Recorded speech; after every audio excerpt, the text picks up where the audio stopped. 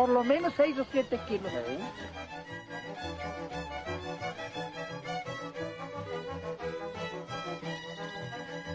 Una demostración de que se puede obtener una agricultura mucho más amplia, no solo aquí, sino a nivel mundial. De estos betabeles grandes, hecho el estudio por los propios ingenieros de la Secretaría de Agricultura, han sacado promedios de 305 toneladas por hectárea de betabel. Grande que crece.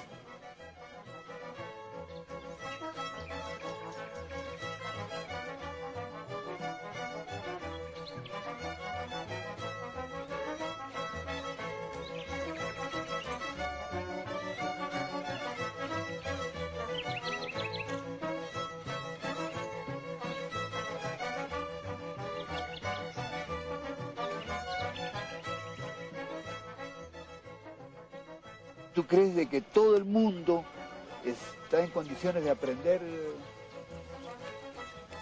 No, no todo el mundo. Habrá personas que lo entiendan muy rápido. Para eso lo que hay que hacer es una selección de personas que pueden manejar esto. No todo el mundo lo va a poder manejar. Saber si las plantas tienen emociones, por ejemplo. Es probable.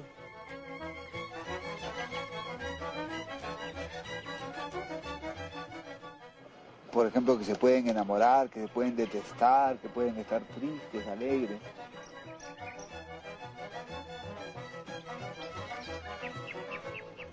Ahora, en cuanto a que se puede enamorar, por ejemplo, hacer cruzas, sí es necesario saber preguntar, ver cuál es el macho, cuál es la hembra, y además preguntarle si está de acuerdo en aparearse, porque no porque es hembra y macho va a estar de acuerdo en aparearse. Entonces también tienen sus gustos. Sí, claro. Quiere decir que las plantas también aman. Bueno, si no fuera así, no producirían.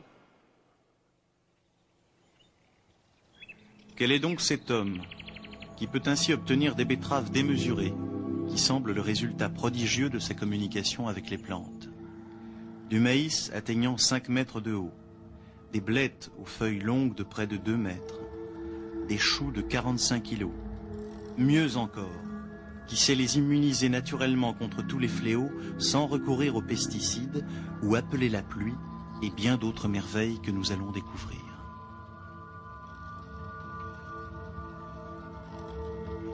Le lieu aussi semble tenir du prodige. Selon le calendrier aztèque, tous les 1040 ans, les étoiles de la Grande Ourse surplombent exactement ces vallées.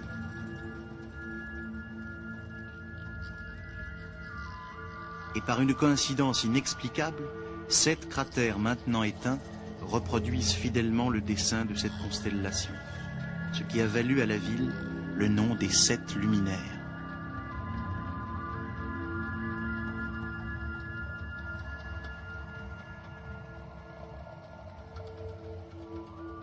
Quasiment au cœur du Mexique se trouve cette contrée où les relations de l'homme, de la Terre et du cosmos semblent se confondre. Le cratère de Yuriria, dont les eaux se teignent toujours de rouge à l'approche d'un séisme, comme pour alerter les hommes.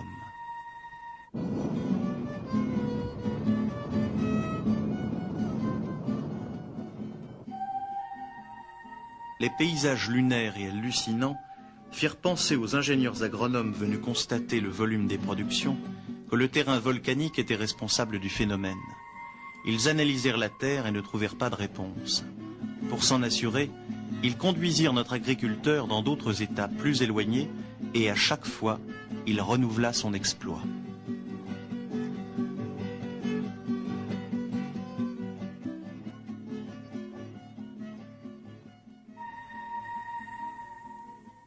Sur ce volcan appelé le Chaudron aux fleurs, l'agriculteur voudrait installer un centre expérimental, car lui-même ne possède que 3 hectares.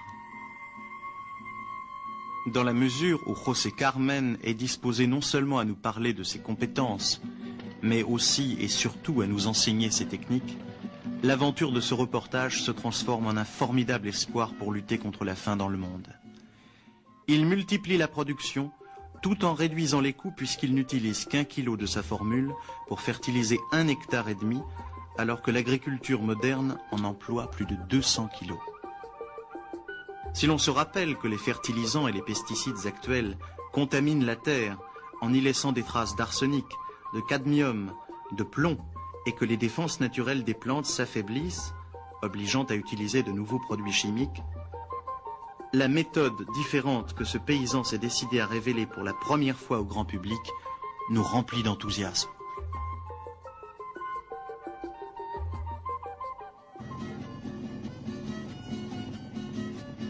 Don José Carmen n'a aucune ambition commerciale. Bien que tout le monde reconnaisse la saveur et la qualité de ses légumes, il offre une bonne part de ses récoltes à tous les curieux et adeptes qui viennent s'émerveiller de ses prouesses agricoles.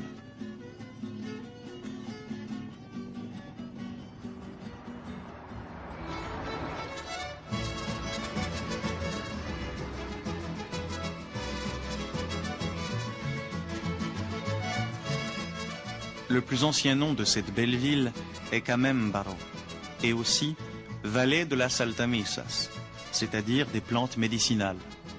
Elle a été habitée par la culture purépecha, qui, avec les Chichimecs, dominait la région à l'origine.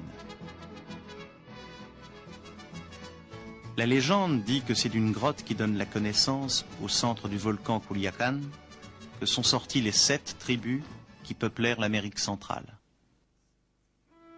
À première vue, José Carmen est un cultivateur comme les autres, avec une vie ordinaire et une famille sympathique, même s'il est de plus en plus sollicité par les agriculteurs de tout le Mexique. Il est la fierté de sa ville.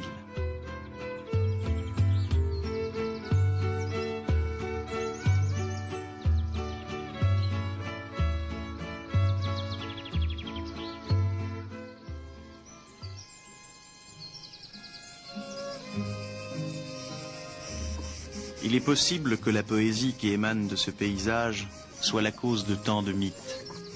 Mais depuis que le paysan accomplit ses prodiges, on raconte ici que les esprits de Culiacán lui ont transmis le secret pour faire pousser les légumes géants.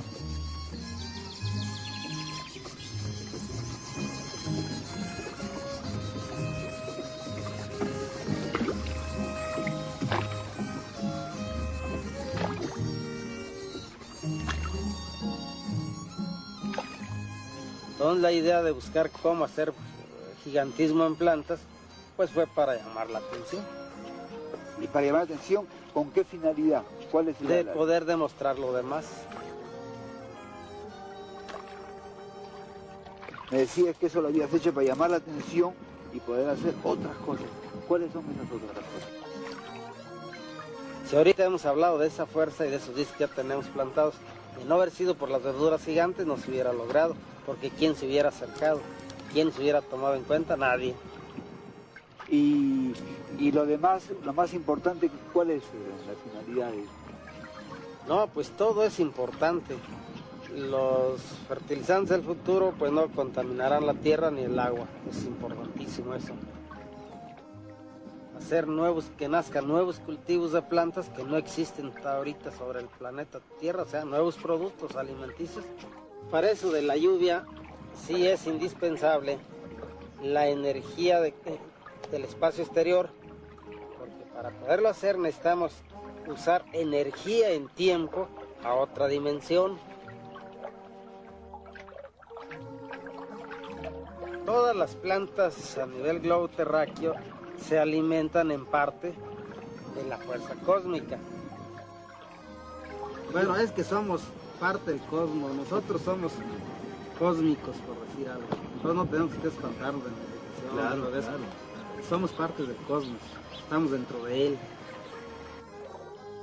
¿Cómo se podría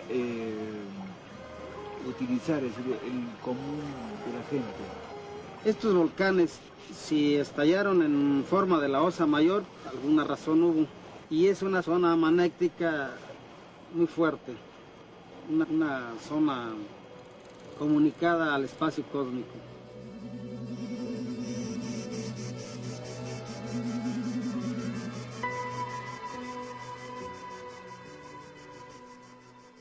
¿Desde cuánto tiempo empezó a trabajar así?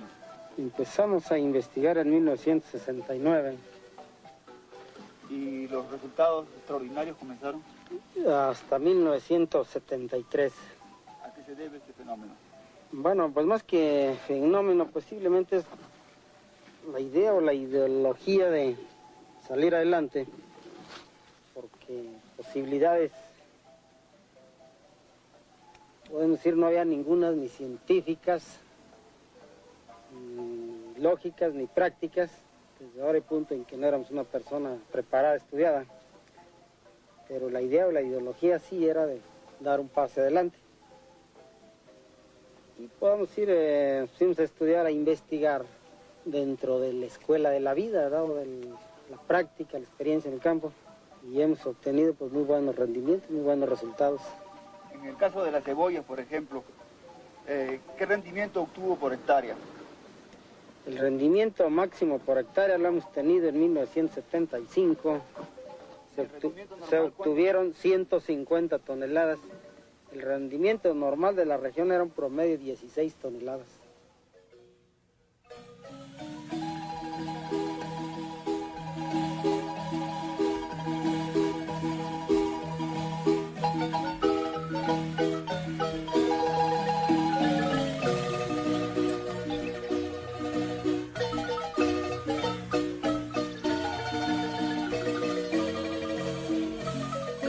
À Texcoco, près de la capitale, se trouve l'université agronome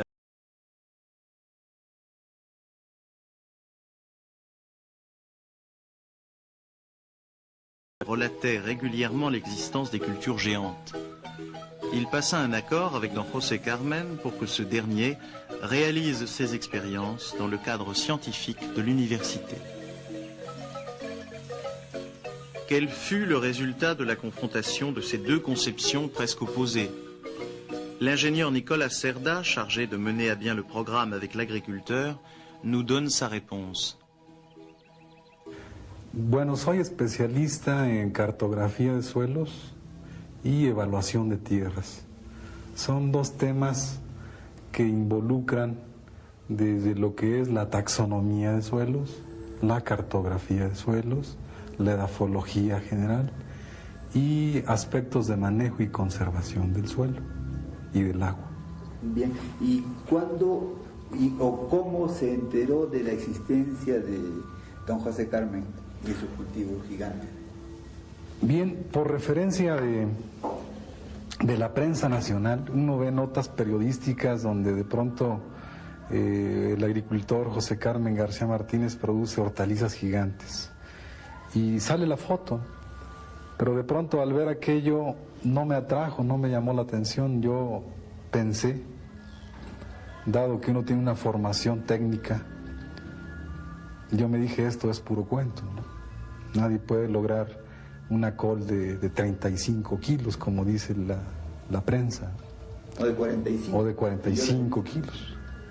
Entonces me dije, eso es una cosa no creíble, ¿no? Entonces lo más probable es que sean charlatanes estos hombres.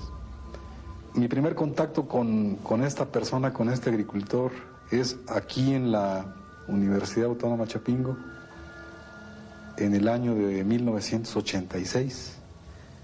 En ese tiempo el rector de esta universidad era el doctor Ignacio Méndez Ramírez. Yo colaboraba en el equipo de trabajo con él. Él conoció al agricultor, le propuso que hicieran un convenio de colaboración científica con la universidad. Él se mostraba todavía un poco reacio a darme secretos suyos, ¿no? Entonces ya le insistí, no vamos a poder hacer el experimento porque no tiene usted, pues no me quiere dar las fórmulas para poder hacerlos. Los nombres que usted me da no existen. Y cuando lo consulto con gente especializada en esto, químicos, incluso doctorados en bioquímica, me dicen que usted me está tomando el pelo. Son nombres que no existen. Entonces él nada más se reía y ya finalmente accedió y me dijo, en esta yo requiero calcio, en esta fórmula yo requiero cloro, en esta yo requiero manganeso, en esta requiero azufre. Y le dije, bueno, hay fertilizantes que pueden darme eso y son los sulfatos. Y dice, eso es lo que importa. Eso es lo que quiero. Los sulfatos son los fertilizantes del futuro. Y entonces a mí me asombró porque efectivamente todos los microelementos que se utilizan en la agricultura moderna, mundial, están a base de sulfatos. Nada más que el problema fue que me los pidió químicamente puros. Y nosotros sabemos que utilizando esos compuestos químicamente puros como fertilizantes, sencillamente vamos a quemar los cultivos, ¿no? Los vamos a matar. Vamos a provocar desde quemarlos hasta secarlos, ¿no? Totalmente. Entonces no podemos arriesgarnos a utilizar reactivos químicamente puros en cultivos comerciales y además con el objetivo de triplicar la producción. Y aquí viene un dato de los importantes para este experimento. Él me indicó que debía de sembrar a una profundidad de 20 centímetros. Cuando todos los paquetes tecnológicos que conocemos nos recomiendan que esa siembra de frijol tiene que ser a 8 centímetros, 7. Y de pronto es la contradicción. Usted siémbrelo a 20 centímetros de profundidad. La sembradora no me sirve. Entonces la tecnología actual no me ayuda. Ideé un poco y fabriqué unos embudos de lámina. Pues unos embudos con una boca de este tamaño, terminando en tubo. Los adapté a las escardillas y la escardilla sí puede penetrar la profundidad que uno quiera, ¿no? Colocamos una tabla arriba de la sembradora y coloqué a un muchacho para que fuera sembrando adentro del embudo, a chorrillo, uno en cada sembrador. Y de esa manera yo pude penetrar 20 centímetros en la siembra. Don Carmen me recomendó pasar una rastra, un paso de rastra, pero con ramas, no una rastra mecánica de acero, ¿no? Entonces cortamos ramas de árboles que hay ahí, adecué una rastra, se la pegué a una yunta de mulas y la pasé. Todo eso es nada más para efectuar una labor muy leve de arrope al terreno. Y eso lo hacían antiguamente los agricultores para evitar pérdidas de humedad por evaporación. Y una recomendación dentro de esta técnica, la siguiente fue, y muy importante, fue aplicar el reactivo químico a los 12 días de emergida la planta, maíz y frijol. Entonces procedí a preparar el reactivo que teníamos que aplicar, el que él recomendó, y fue el sulfato de manganeso químicamente puro. Utilizamos 1 kilogramo para hectárea y media. Lo diluimos en 200 litros de agua, el kilogramo. Tercera recomendación muy importante, había que aplicarle riego inmediatamente a la planta, después de aplicado el sulfato de manganeso. Con este pequeño fenómeno de la profundidad, nosotros logramos ahorrar un riego. O sea, esa humedad nos aguantó un mes y ahorramos un riego. Cuantifiqué el volumen de producción en general y obviamente se pierde mucho, muchos se lo roban, pero aún con esto se obtuvieron 3 toneladas por hectárea de frijol y 3 de maíz, o sea 6. ¿Y el promedio normal? El promedio normal en frijol de semillilla era de 900 kilogramos. Entonces con esta energía se facilita tener el conocimiento de poder aprovechar cosas que siempre han estado bajo el sol, pero que no las sabemos manejar, que no las hemos visto, tomando en cuenta que lo más difícil de encontrar es lo que siempre hemos tenido a la vista. Eso es lo más difícil de encontrar. Que la gente debe pensar en que debe tener más alimentos. ¿Qué importa si son plantas grandes, son pequeñas? Que haya bastante y es todo lo que se necesita. O sea que el hecho de que sean gigantes, ¿a ti te parece que no tiene la menor importancia? Sí tiene importancia porque aumenta el volumen por hectárea, pero es un trabajo más complicado, más difícil de hacer. Ese es como alguien puede caminar por un alambre en un circo. Todo el mundo va a tener la obligación de caminar por un alambre, se mataría y no nos enseñaría. Entonces eso es algo más difícil que cosechar normalmente. Miren, cuando fui a concursar con 153 ingenieros de línea, o sea, investigaciones agrícolas en México, en coles les gané con el 2000%.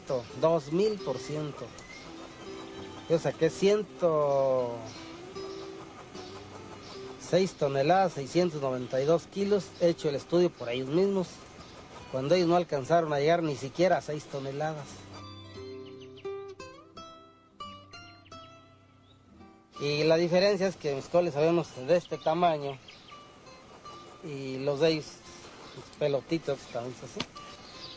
Pues que en la agricultura se puede avanzar mucho, y si hubiera un rancho de entrenamiento a nivel nacional, por ejemplo, en México hay miles de personas muy capaces, a nivel mundial pues, son millones de personas muy capaces hablando agrícolamente, con la diferencia de que por un lado están en el anonimato, no se han dado a conocer, y por el otro lado en que a veces nada más pueden manejar determinados cultivos, y en el cambio nuestro pues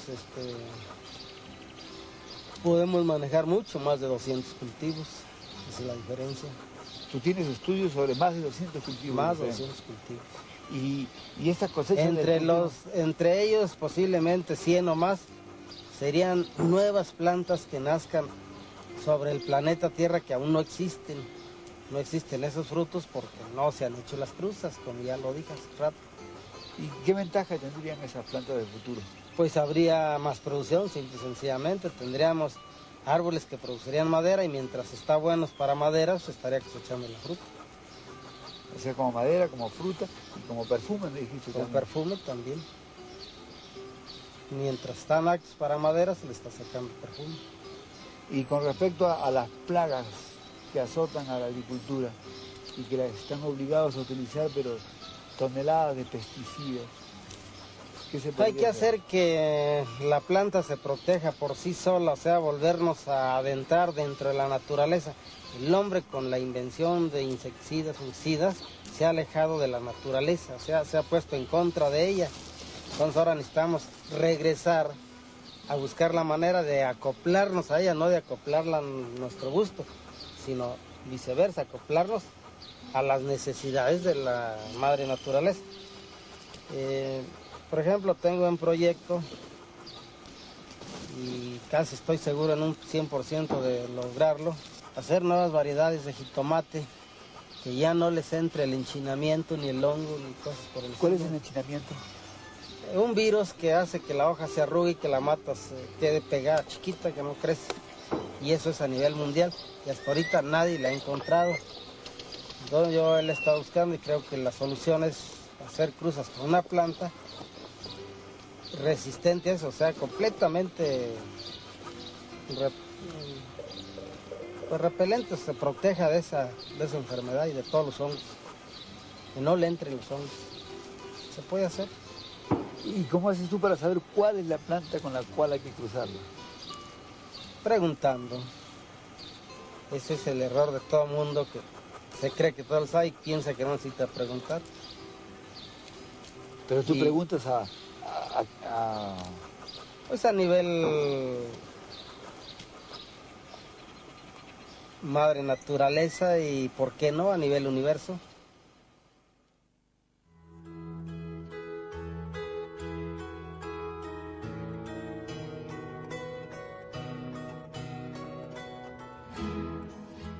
He descrito una serie de experimentos técnicos que, aunque no se hayan manejado estadísticamente, se pudieron evaluar por los datos de producción. Se utilizó la química, la matemática, se utilizaron técnicas agrícolas para siembra de nuestros ancestros. El sembrar a 20 centímetros de profundidad lo hacían nuestros ancestros. Incluso hay grupos indígenas que siembran maíz a 40 centímetros de profundidad. Yo lo he visto. Y he visto que emerge y fructifica como si fuera de riego. Esa etapa de experimentos técnicos, les llamo yo, están a la vista de todo el mundo, tenemos las pruebas, los datos, todas las autoridades de esta universidad las vieron, y toda esta sabiduría, todo este conocimiento es asombroso, nuestros indígenas lo tenían, ¿sí? Ellos podían manejar esos niveles de energía. Y a eso se debe que en la actualidad don Carmen se ha dado mucho a investigar sobre códices, incluso a escribir, a traducirlos, ¿no? Utilizando energía. Y vino una sesión de experimentos raros. Uno de ellos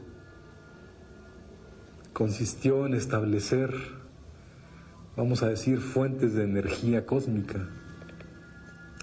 Fuentes de energía cósmica terrestre, ¿no? Los discos.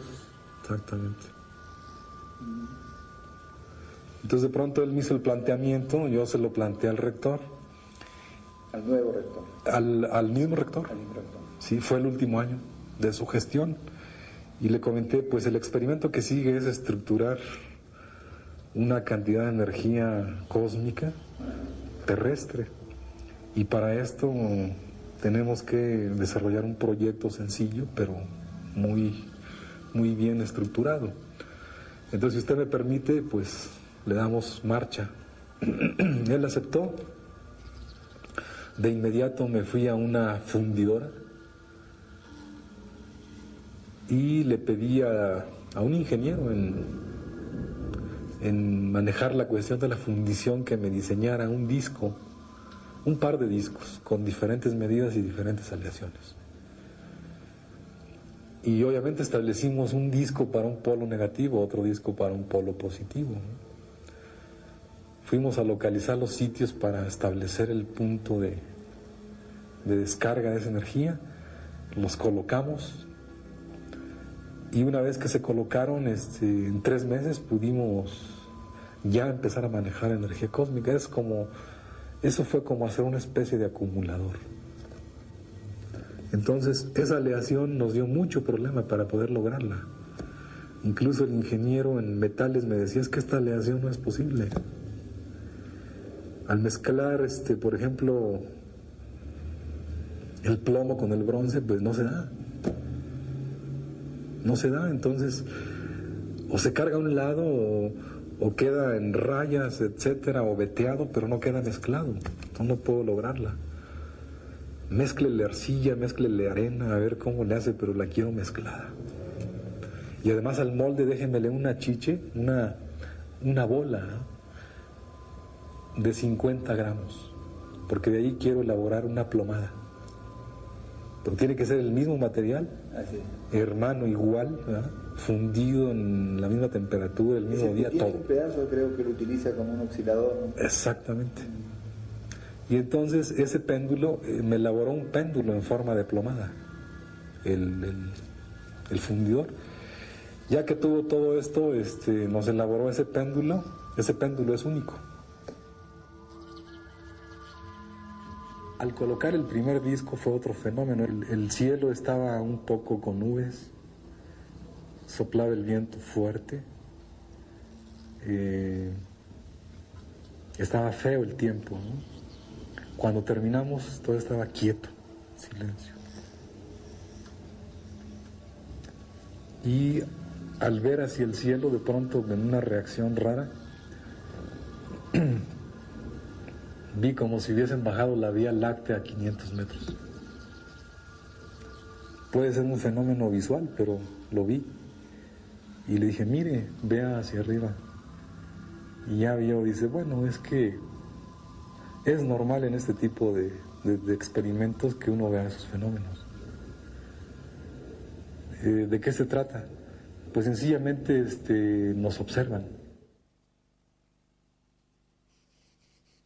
¿Tú crees que esta zona beneficia de esa fuerza cósmica que tú estás llamando con el disco de metal? Digamos, el humano ahorita, por decir algo, tiene derecho a usar una dimensión a donde están las nubes. Que hay en la que sigue en otras dimensiones, no puede penetrarlas.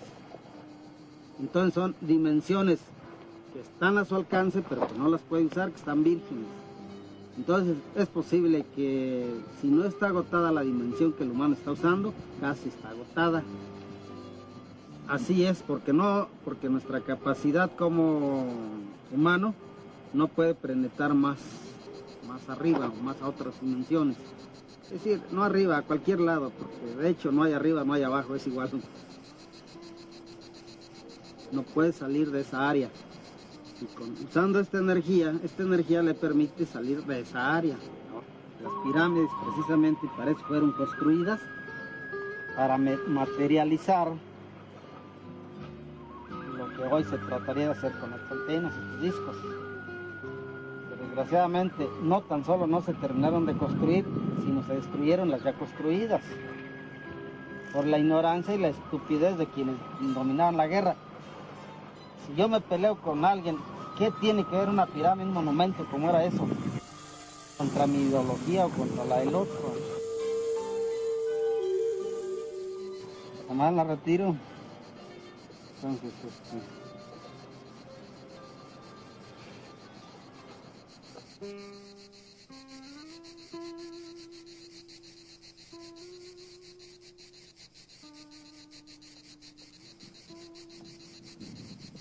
ahí está sentado.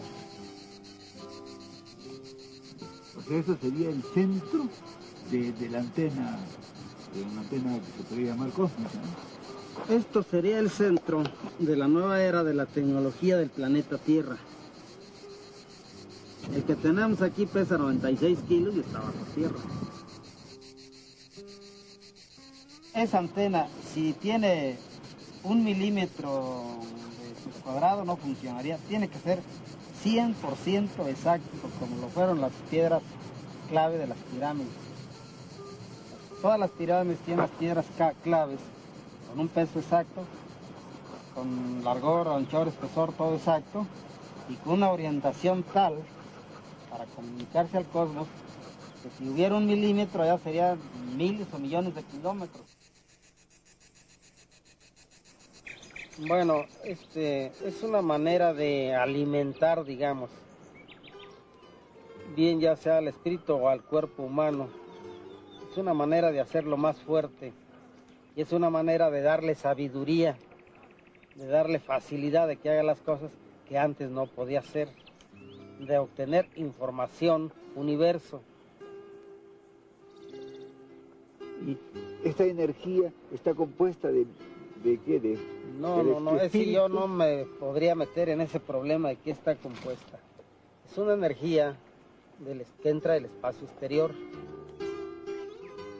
¿Y tú estarías dispuesto a enseñar todo este conocimiento en un centro experimental? Sí, como no, nada más que para ello primero pues tiene que empezar a prepararse la gente, por ejemplo, en ejercicios.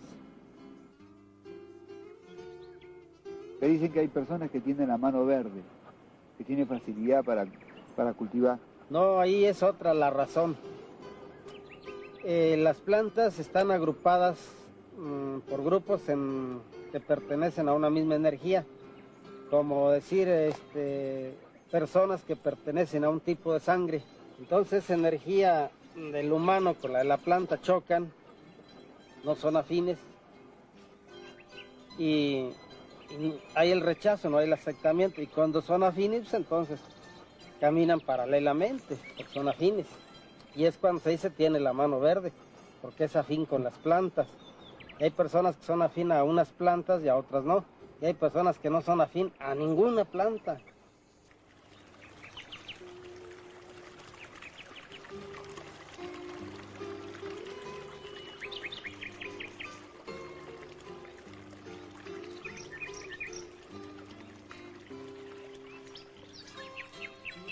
¿Tú crees que tu misión es reforestar el planeta, de cierta manera? Bueno, no, mi misión simple y sencillamente es nuestra obligación de todos los humanos, ya que lo destruimos, de volverlo a reconstruir.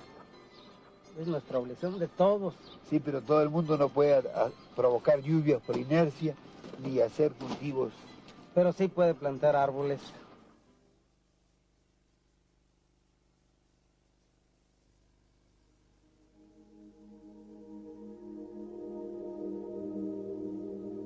Impossible de parler de Don José Carmen sans évoquer cette vallée des 7 luminaires, qui, bien que sacrée pour ses habitants, ne semble pas pour autant échapper à l'action dévastatrice de l'homme.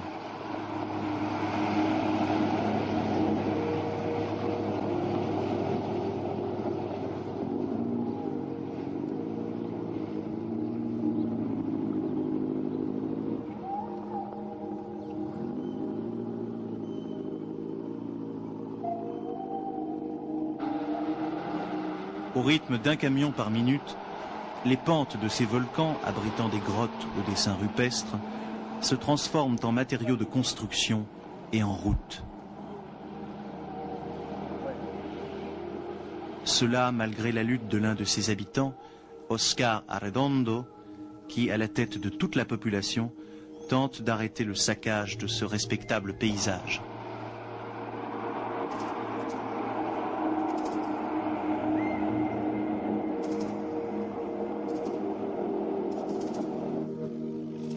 Le désert gagne presque 6 millions d'hectares par an. Les forêts tropicales, elles, en perdent 100 000 km². Et le processus tend à s'accélérer. 73% de l'eau douce est utilisée pour l'agriculture, 21% pour l'industrie et seulement 6% pour la consommation en eau potable, dans un monde où les gens meurent encore par manque d'eau.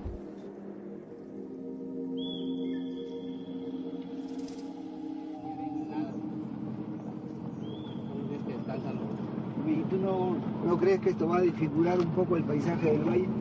Sí, cómo no, se va a desfigurar un poco, exactamente. Es que es uno acostumbrado a verlo pues, normal como era, ¿verdad?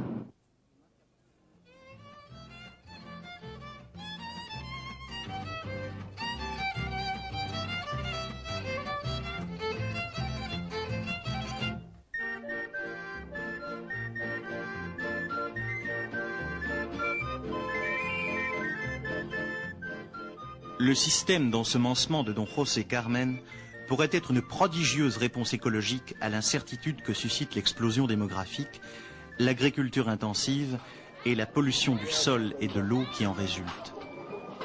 Cependant, ces généreuses cultures n'ont pourtant pas été accueillies avec enthousiasme.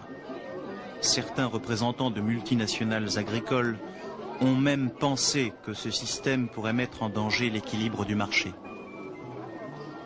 José Carmen, lui, déplore amèrement que dans de nombreux endroits, on brûle les récoltes pour maintenir les prix élevés.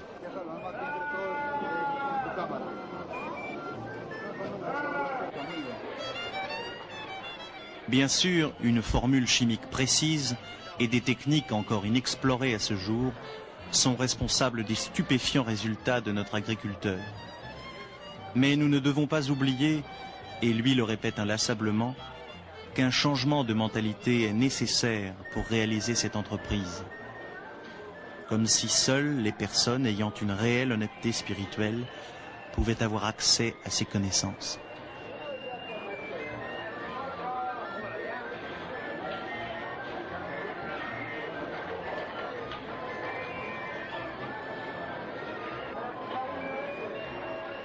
Et si nous étions au seuil d'une découverte fondamentale, non seulement pour la science, mais aussi pour la conscience humaine.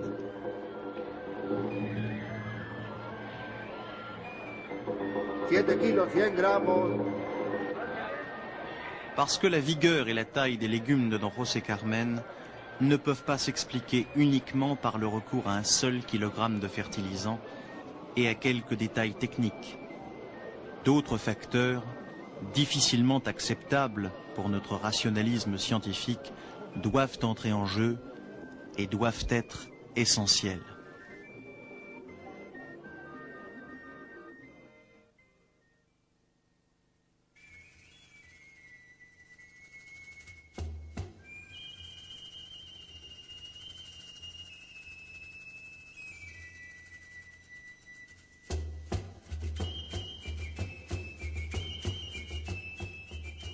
L'humanité doit au Mexique indigène l'apport des tomates, du cacao, des avocats, du piment, des cacahuètes, des courges, des haricots et de bien d'autres produits sans lesquels notre cuisine n'aurait pas la même saveur.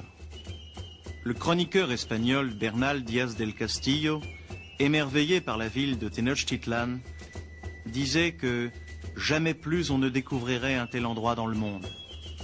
Pourtant, Tenochtitlan fut rasé et on utilisa jusqu'aux pierres de ces pyramides pour bâtir des maisons et des cathédrales.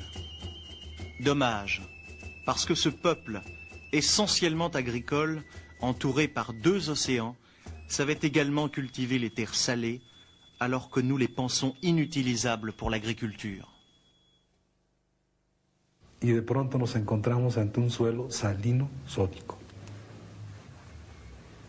Un suelo salino no podemos utilizarlo de manera intensiva en la agricultura porque sencillamente no crecen las plantas.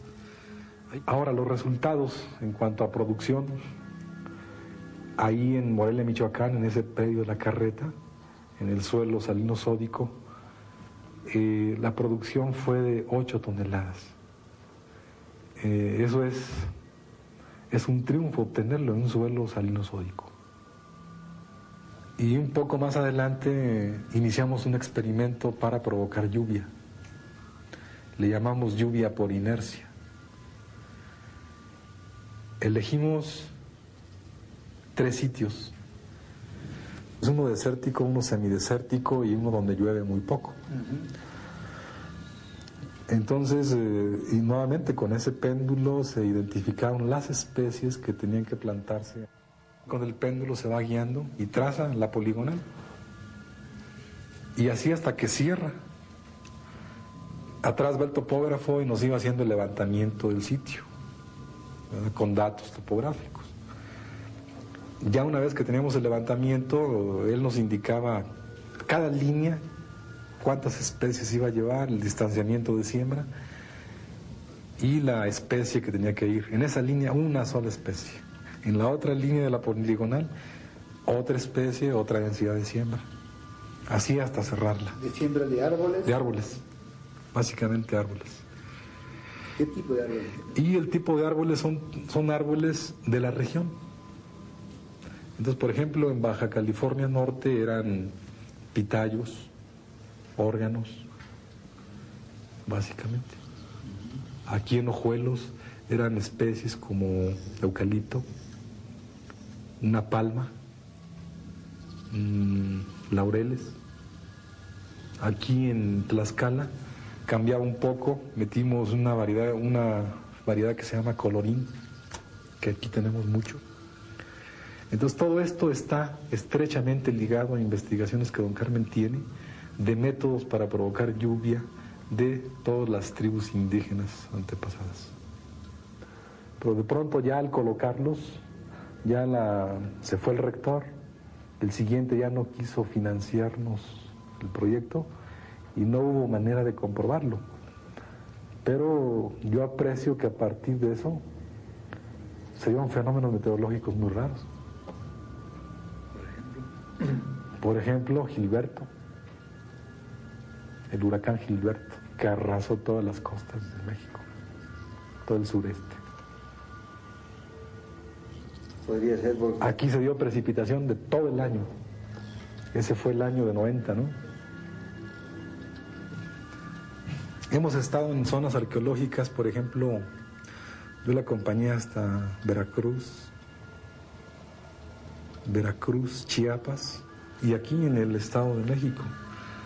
Hemos estado en trance escribiendo lo que espíritus de esas tribus comentan conforme a temas que uno pregunta.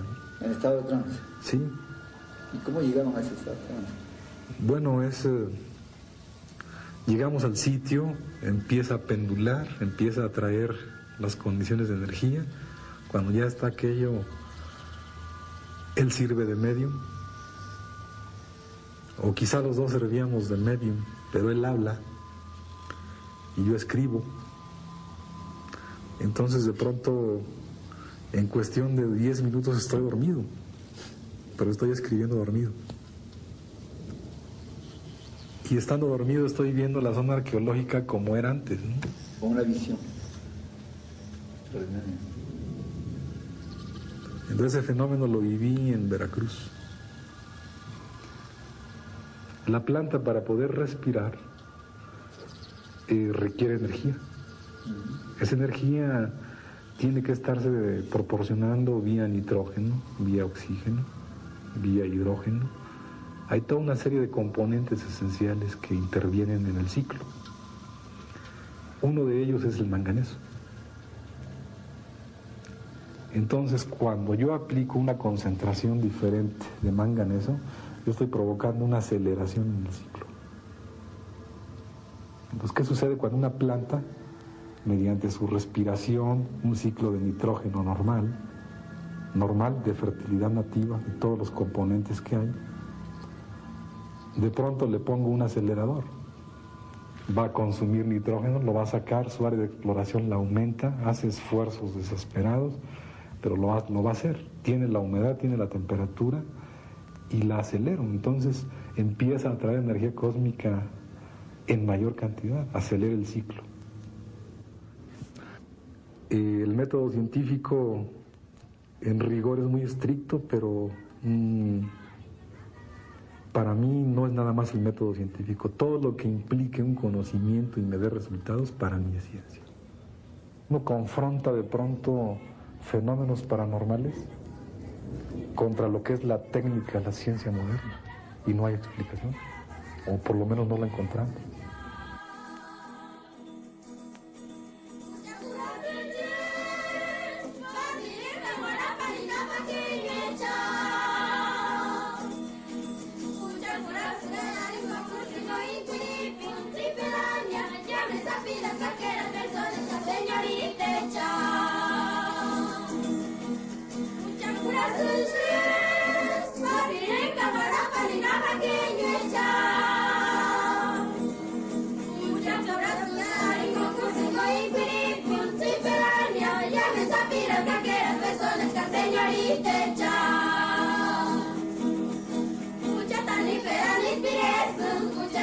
Muchas costumbres, muchísimas formas de pensar y sin más palabras, muchas por especial la banana, pues que te inspires ya. Muchas dudas en